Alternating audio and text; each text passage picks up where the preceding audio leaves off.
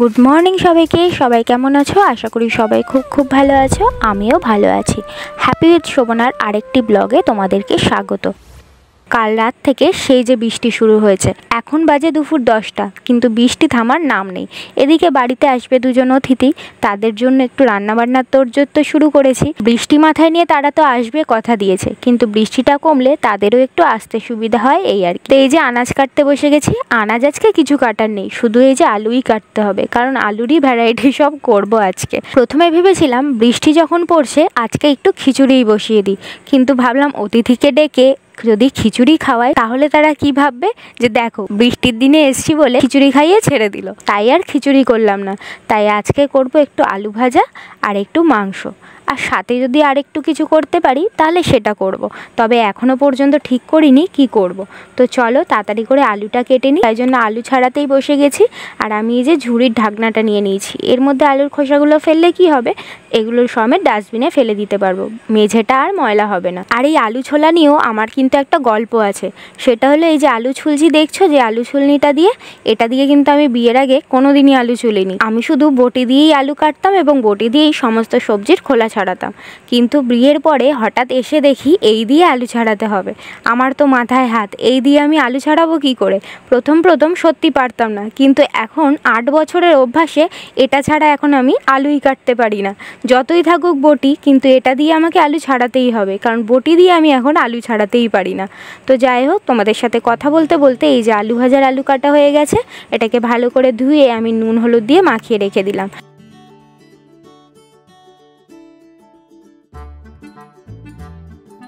আর এইবার এই আলুগুলো কাটছি মাংসের জন্য।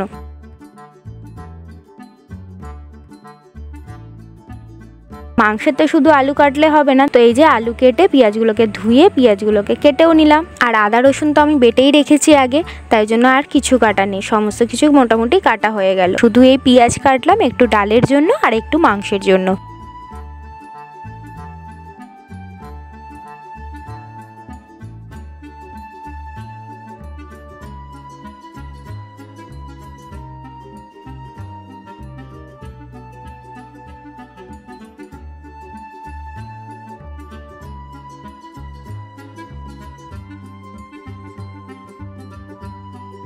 তো চলো ঝপাঝপ রান্নাঘরে যাওয়া যাক, রান্নাটা শুরু করে ফেলি। তো এই যে কড়াতে তেল দিয়ে আমি কিন্তু প্রথমে আলুগুলোকে নুন হলুদ দিয়ে ভেজে তুলে নিয়েছিলাম। এবার সেই তেলের মধ্যেই সাদা জিরে ফোড়ন দিলাম, দিয়েই আমি পেঁয়াজ কুচিগুলো দিয়ে দিয়েছি। আজকে মাংসটা একটু অন্যরকম করব বলে তাই গরম মশলা ফোড়ন দিলাম না। পেঁয়াজটা ভাজতে ভাজতে যখন একটু লাল লাল হয়ে গেছে, তখন এর মধ্যে খানিকটা পেঁয়াজ বাটা দিয়ে দিলাম। পেঁয়াজ বাটাটা দিলে কি হয়, মাংসটা একটু গ্রেভি হয়, না হলে পুরো ঝোল ঝোল লাগে। আর আমি তো একটু পাতলা ঝোল করতেই পছন্দ করি এই গরমে। তো তার মধ্যে যদি পেঁয়াজ শুধুই কুচিয়ে দিই তাহলে আরও বেশি পাতলা হয়ে যায়।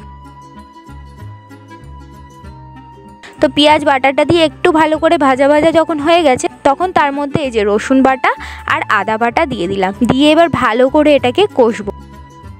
আদা রসুনটা দেওয়ার পর ভালো করে যেই কষা হয়ে গেছে, তখন এই যে মশলাগুলো দিয়ে দিলাম। মশলাগুলো আমি যেভাবে দিই সেটা হলো, প্রথমে একটা বাটিতে আমি খানিকটা জল নিয়ে নিই, তারপরে তার মধ্যে পরিমাণ মতো লঙ্কা গুঁড়ো, তরকারিতে যতটা ধনে আর জিরে গুঁড়ো লাগবে তার অর্ধেকটা ধনে আর জিরে গুঁড়ো নিয়ে নিই, আর একটু হলুদ গুঁড়ো, পরিমাণ মতো নুন, এগুলো সব দিয়ে এর মধ্যে আমি দিয়ে দিই। আর আজকে এর মধ্যে একটু আমি টমেটো সসও অ্যাড করেছিলাম, কারণ ঘরে টমেটো শেষ হয়ে গেছে আর বাইরে পড়ছে বৃষ্টি, তাই জন্য টমেটো আনা হয়নি। তো এই মশলাগুলো দিয়ে লো ফ্লেমে ভালো করে একটু কষিয়ে নিলাম, আর একটু সামান্য জল দিয়ে দিলাম যাতে মশলাগুলো পুড়ে না যায়। তো সামান্য জল দিয়ে একটু নেড়েচেড়ে আমি ঢাকা দিয়ে দিলাম।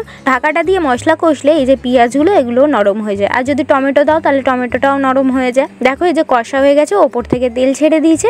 এবার এটা ভালো করে নেড়েচেড়ে আমি ম্যারিনেট করা মাংসটা দিয়ে দিলাম। এখানে আমি মাংসটা ম্যারিনেট করে রেখেছি নুন হলুদ, ওই যে আগে বললাম তরকারিতে যতটা লাগবে তার অর্ধেক ধনে আর জিরে গুঁড়ো দেবে।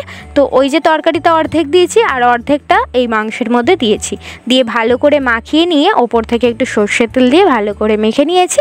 মেখে এটা ম্যারিনেট করে রেখে দিয়েছিলাম। তো এই মাংসটা এখন এর মধ্যে দিয়ে দিলাম, দিয়ে এবার ভালো করে এটাকে কষবো।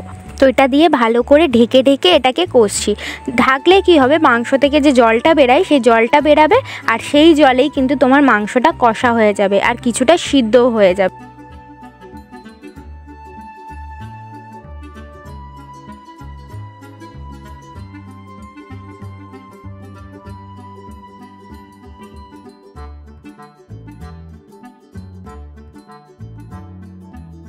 আর মাংসটা যখন কিছুটা হয়ে আসবে তখন এর মধ্যে আমি এই যে ভাজা আলুগুলো দিয়ে দিলাম, দিয়ে ভালো করে নেড়ে চেড়ে এবার এরকম ঢাকা দিয়ে দিয়ে আমি কষবো। মাঝে মাঝে ঢাকা সরাবো, একটু নাড়বো, নেড়ে আবার ঢাকা দিয়ে দেবো। ঢাকা দিয়ে দিয়ে যখন কষে এই যে তেল বেরিয়ে এলো তখন এর মধ্যে আমি গরম জল দিয়ে দিলাম, দিয়ে আমি এটাকে ঢাকা দিয়ে দেবো আলুটা আর মাংসটা পুরোপুরি সিদ্ধ হওয়ার জন্য।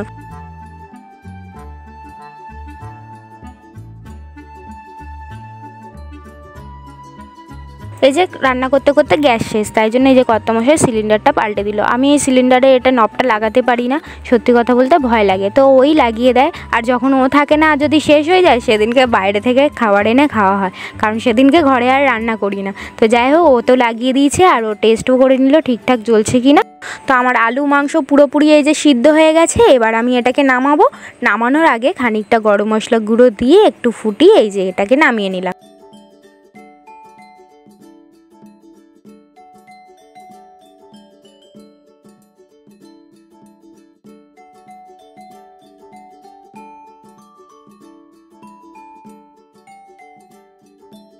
তো এই যে পেঁয়াজ দিয়ে একটু মুসুর ডাল করবো, সেটা বসিয়ে দিলাম, কারণ আলু ভাজা দিয়ে একটু ডাল না হলে ভালো লাগবে। তাই জন্য কড়াতে শুকনো লঙ্কা, তেজপাতা আর 5 ফোড়ন দিয়ে দিলাম। তো ফোড়নে একটা সুন্দর যেই গন্ধ বেরিয়েছে তখন ওর মধ্যে পেঁয়াজ কুচি দিয়ে দিলাম। পেঁয়াজ কুচিটা দিয়ে ভালো করে একটু লাল লাল করে ভেজে নিলাম। লাল লাল করে যে ভাজা হয়ে গেল তখন আমি এর মধ্যে নুন হলুদ দিয়ে সিদ্ধ করে রাখা মুসুর ডালটাকে দিয়ে দিলাম, দিয়ে এর মধ্যে সামান্য একটু জল দিয়ে দিলাম, দিয়ে এটাকে ফুটতে দিলাম।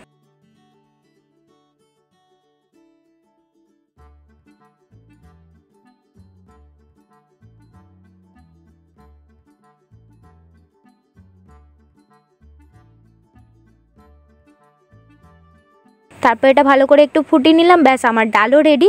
এবার ডাল হতে হতে ওই যে বললাম যে যদি সময় পাই একটু আর একটু কিছু বানাবো, তাই জন্য ভাবলাম ঢ্যাঁড়স আছে, ঢ্যাঁড়স দিয়ে একটু সর্ষে দিয়ে করে ফেলি। তাই জন্য এই যে ধুয়ে ঢ্যাঁড়স কেটে নিয়েছি আর এই যে কড়া চাপিয়ে দিয়েছি, তেল দিয়ে দিয়েছি। তারপরেই এবার মেয়েকে স্নান করাবো বলে আমি তো চলে গেলাম, আর কর্তামশাই এখানে ঢ্যাঁড়সটা সর্ষে দিয়ে করে ফেললো। তো ও কীভাবে করলো সেটা তোমাদের সাথে শেয়ার করে নিই। এই যে তেলের মধ্যে ঢ্যাঁড়স দিয়ে দিয়েছিল, পরিমাণ মতো নুন আর হলুদ দিয়ে ভালো করে নেড়ে ছেড়ে ঢ্যাঁড়সটাকে ভেজে নিয়েছিল। যে ঢ্যাঁড়সটা ভাজা হয়ে গেছে তারপর এর মধ্যে কাঁচা লঙ্কা দিয়ে দিয়েছিল।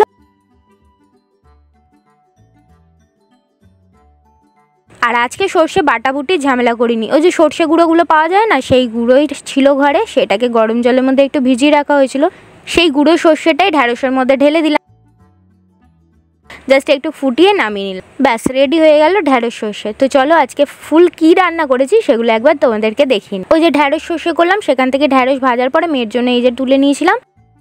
আর এই যে ঢ্যাঁড়স দিয়ে সর্ষে দিয়ে হয়েছে, গোল গোল করে আলু ভাজা হয়েছে, এই যে পেঁয়াজ দিয়ে মুসুর ডাল, আর এই যে মাংস, ব্যাস আজকের রান্না এই। তো চলো রান্নাটা কমপ্লিট হয়ে গেলে এবার অতিথিরাও এসে যাবে।